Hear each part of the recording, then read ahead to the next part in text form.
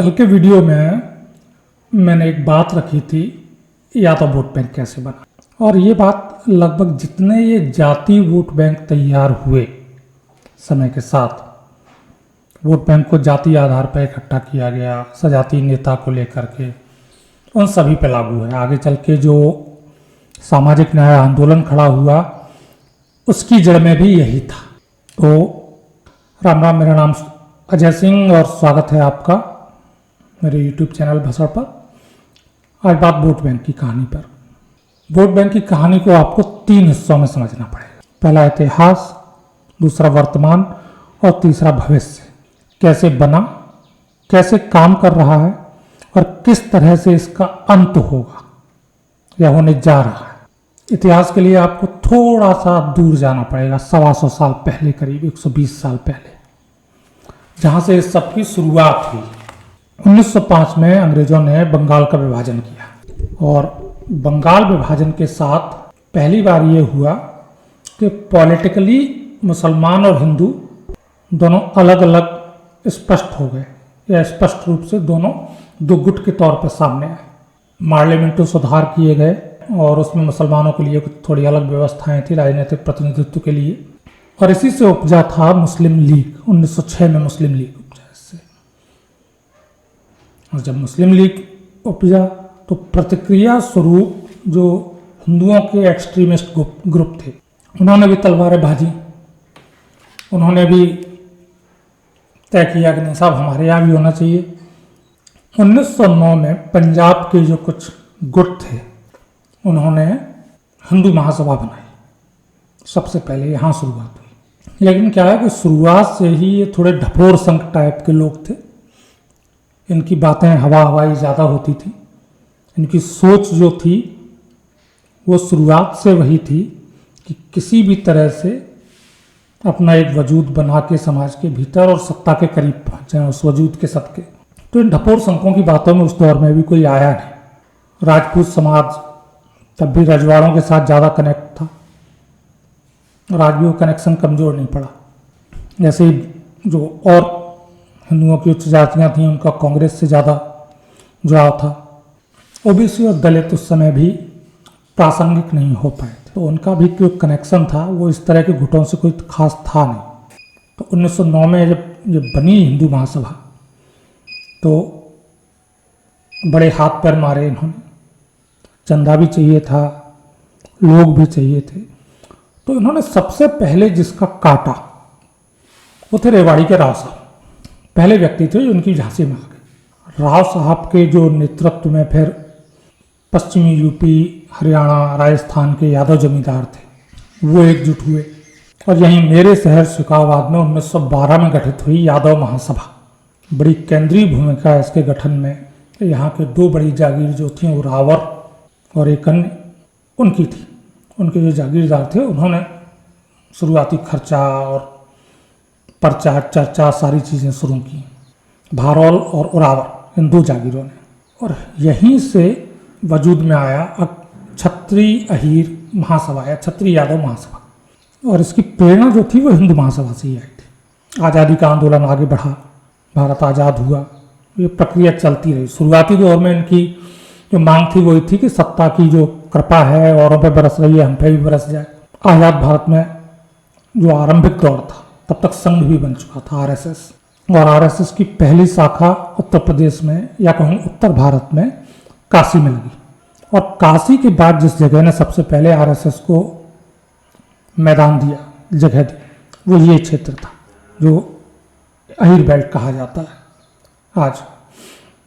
एटा, इटावा, मैनपुरी, फिरोजाबाद, ये वाला पूरा इलाका।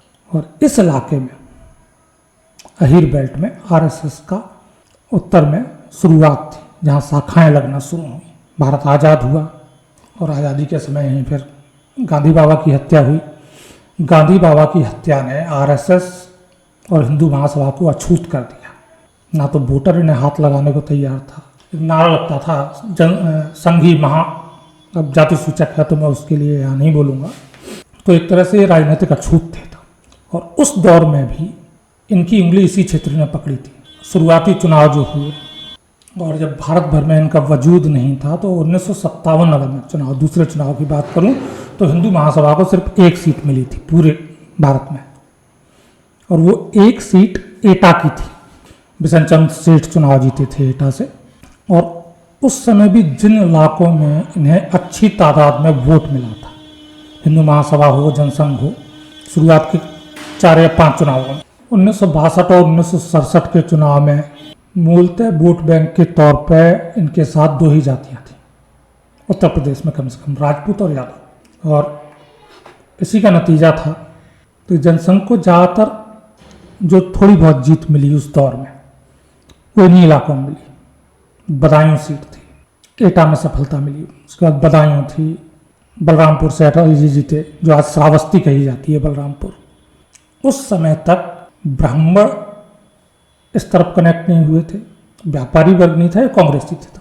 लेकिन दिक्कत इनके साथ उस समय एक दूसरी थी, जनसंघ हो या हिंदू महासभा हो, खासतौर पर हिंदू महासभा जिसे शुरुआती समर्थन मिला।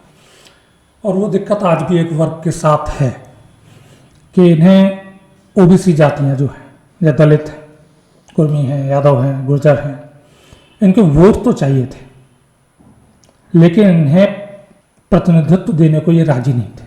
आप वोटर रहिए, बिल्कुल हिंदू के नाम पर वोट करिए, लेकिन आप ये कहें कि आपको संसद पहुंचाया जाएगा, विधानसभा पहुंचाया जाएगा, तो उसकी उम्मीद हमसे मत रखिए। उस पर विशेषाधिकार हमारा अलग है, उच्च वर्गों का है।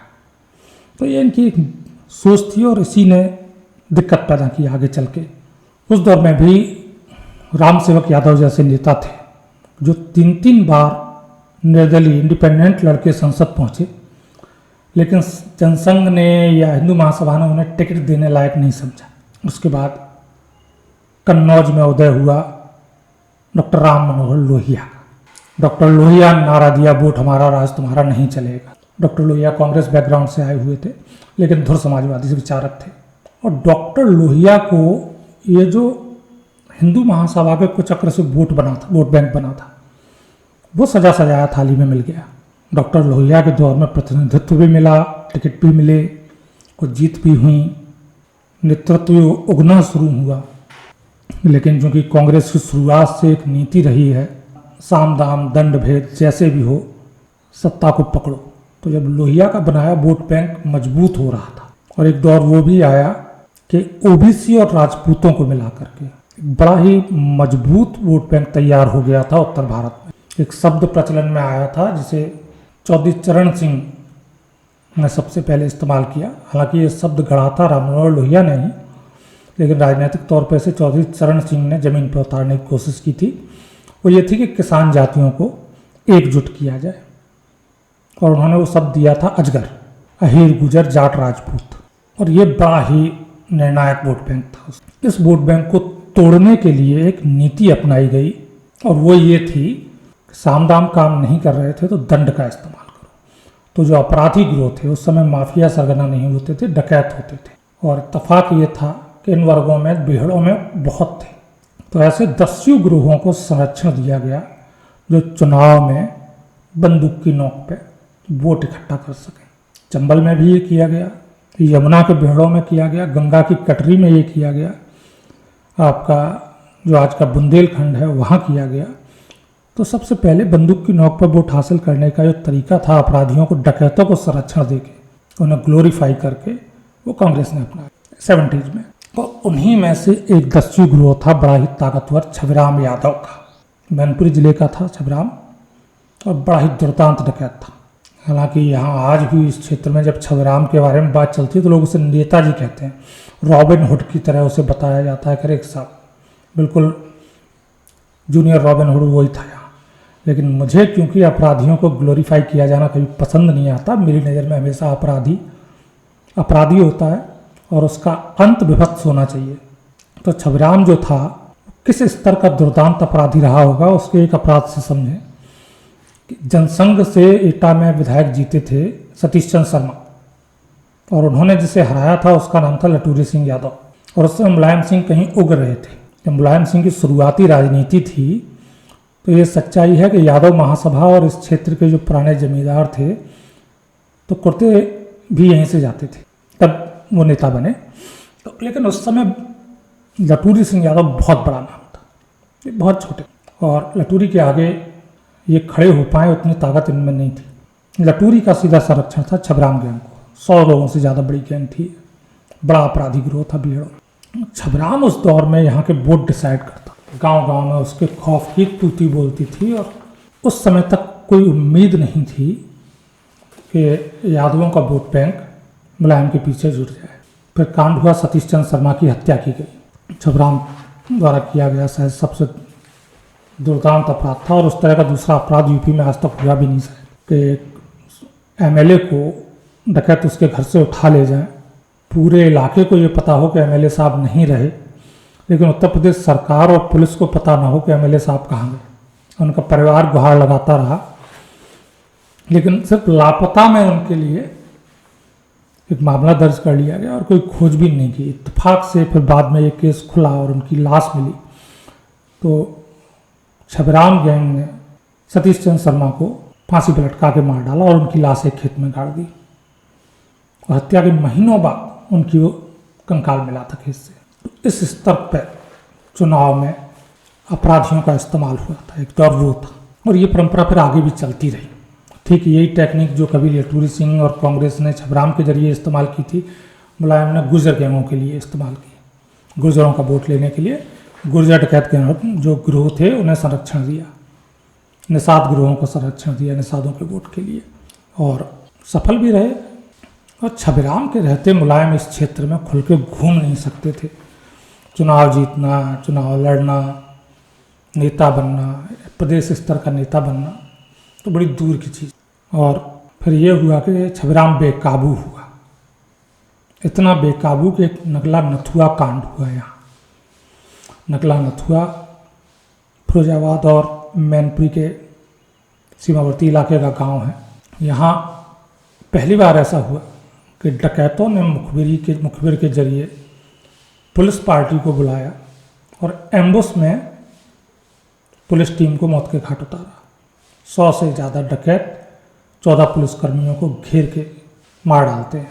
पूरी थाने की टीम मार दी गई थी, और उसके बाद एक भी डकैत बिना खरोंचाए वहाँ से निकल गया था। 14 लोग मारे गए थे इस मामले में, 14 पुलिसकर्मी। इस कांड ने छबराम की उल्टी गिनती शुरू करवा दी, चर्चा अंतर्राष्ट्रीय अखबारों तक में हो। तो फिर इंदिरा का आदेश ऊपर से आया कि छबराम को नियंत्रित करो। बीपी सिंह मुख्यमंत्री थे, लेकिन फिर भी इस इलाके में छबराम के अगेंस्ट कोई इन्फॉर्मर, कोई मुखबिर मिलना असंभव था उस दौर में। ऐसे में एक बड़ा मुखबिर मिला। विश्वनाथ प्रताप सिंह के पास एक व्यक्ति पहुंचा कि ठीक है, छबराम को मरवाने में मैं आपकी मदद कर देता हूं। दोनों का म्यूचुअल फायदा था, एक की साख दाव पे थी और एक का भविष्य दाव पे था। हुआ भी वही। बाद में मथुरा यादव नाम के मुखबिर के जरिए, जो उसी गैंग में था मुलायम सिंह से, जिसके संबंध थे, छबराम यादव गैंग को जहर दे के बाद में पुलिस ने मुठभेड़ में मार गिराया। और यहाँ से किस्मत चमक गई सैफई वालों की, खुल के राजनीति शुरू हुई। इस क्षेत्र में धीरे धीरे वजूद बना, फिर यहाँ से बाहर निकला। यहाँ तक भी मुलायम सिंह का कोई विचार या विचारधारा, खैर जीवन भर नहीं रहा, वो तो था नहीं। कभी बीपी सिंह के साथ, कभी इसके साथ, कभी उसके साथ, उनका यही चलता था।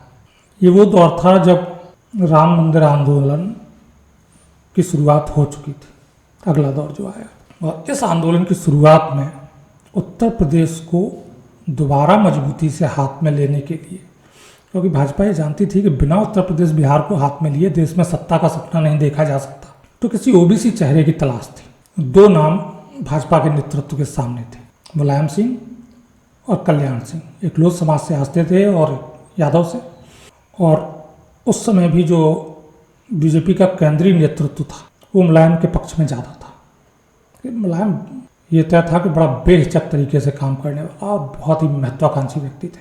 लेकिन अंत में मुलायम की जो अति महत्वाकांक्षा थी वही आड़े आई, और बीजेपी ने कल्याण सिंह जी के चेहरे को आगे किया। यहाँ से मुलायम और जनसंघ या जो एंटी कांग्रेस कुनबा था वो 2 फाड़ हुए। एक तरफ से मुलायम को कुछ नहीं मिला तो उन्होंने दूसरी तरफ का रुख किया, और अलीगढ़ के कुछ जो एक्सट्रीमिस्ट ग्रुप थे मुसलमानों के, उनके साथ मिलके मुस्लिम सपोर्ट लिया। और ये ऐसे बनाए M और Y, या तो पहले से वोट बैंक था, इसमें मुस्लिम वोट जुड़ा। फिर 90 का अयोध्या कांड हुआ, कार सेवकों की हत्या, और इस हत्या ने, इस जिहादी कृत्य ने मुलायम को मुसलमानों का हीरो बना दिया। ज़्यादा वोट बैंक तो था ही। हालांकि वोट बैंक बनने के बाद भी पूरे उत्तर प्रदेश में बमुश्किल 10 या 11 ऐसी सीटें हैं जहाँ ये वोट बैंक बहुत ज़्यादा प्रभावी है, बमुश्किल। और उसमें से ही मुश्किल से 3 या 4 वो हैं जहाँ ये सिर्फ ये अकेला आपको जीत दिला सकता है। तो इसके लिए ये हुआ कि मुलायम ने जो ओबीसी के अन्य क्षेत्रीय छत्रप थे उन्हें साथ लिया, और ऐसे करके MY प्लस अदर ओबीसी का एक जो वोट बना वो सत्ता दिलवाने लगा। लेकिन आदत मजबूर थे, तो धीरे धीरे जो ओबीसी साथ थे सबको एक एक करके धोखा दिया जाता रहा। एवं यादवों में भी बंटवारा करके देखा गया कि जो उनके उपजाति समूह के थे कमरिया, उन्हें ही हमेशा राजनीतिक तौर पे आगे बढ़ाया। घोषियों को कभी भी मुलायम सिंह ने आगे बढ़ने के लिए या प्रतिनिधित्व के लिए योग्य नहीं माना। मुलायम की जो ये परिवार और कमरिया हिर प्रेम नीति थी, उसने ओबीसी को भी अलग किया, घोषियों के भी एक वर्ग को तोड़ा, और इसी ओबीसी को अपने साथ जुटा करके MY की काट निकाली भाजपा ने। अब आज की वर्तमान स्थिति ये है, बहुत थोड़ी सीटें हैं जहाँ के लिए भाजपा के आगे संघर्ष वाली स्थिति आती है। अन्यथा उत्तर प्रदेश की ज़्यादातर सीटों पर 45 से 50% वोट भाजपा ने गांठ बांध रखा है। प्रत्याशी से कोई बड़ी नाराजगी ना हो अगर, तो वो मिलता है। और इसीलिए मुलायम का ये जो समीकरण था वो अब निष्फल है। वर्तमान ये है कि वो समीकरण पूरी तरह से निष्फल, उस पर उसका वास्तविक वजूद धीरे धीरे उसी स्तर पे आ गया है जो RLD का है। भविष्य तो जब एक वोट बैंक इस काबिल नहीं होता कि वो जीत दर्ज कराए, तो आपको इधर उधर से कुछ तो जुटाना होगा।